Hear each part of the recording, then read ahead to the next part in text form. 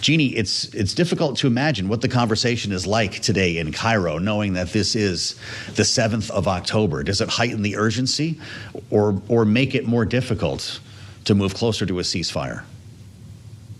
I think we all hope it heightens the urgency. And you mentioned Eden Alexander. He is, by some reports, the last living U.S.-Israeli hostage. And I think that's going to be quite a moving moment when Donald Trump meets with him at the White House today. Another, as you mentioned, in a long line of reminders of what has happened since that horrific assault 2 years ago. I hope that it does lend a sense of urgency. The problem is we have these two phases in this deal, and by all accounts, these are still indirect talks, which is problematic, but it's also problematic that we haven't had yet out of Hamas an acceptance of both of these phases of the deal. If you just look at phase one, for instance, the release of the hostages and then a movement back of Israel, still within 4 miles in Gaza, that yellow line of the Trump administration's map. The problem is Hamas has never wanted to agree to that. They've wanted total withdrawal by Israel. So we have some ways to go, but I think there is some reason to hope because the entire world seems to be pushing Hamas to accept this deal. What is your thought today, Rick? It's a reminder, of course, about how this started, but also it tells us how long this has been going on and how important it is for us to find resolution here. Will this group meeting in Cairo manage to get this done? Well, it's certainly the closest step we've seen since the attacks of October 7th 2 years ago.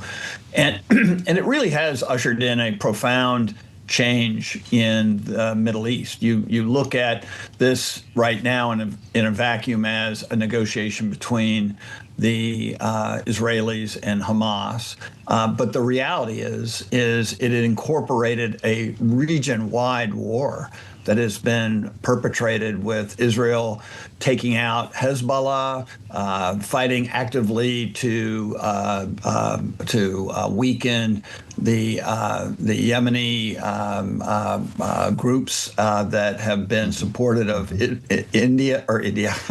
Iran, an attack actually on the country of Iran. I mean, like when you think about Syria changing leadership, I mean, we are in a different world than we were 2 years ago when this attack took place. And I think that's the reason that you might actually see peace here, because there's no retreat.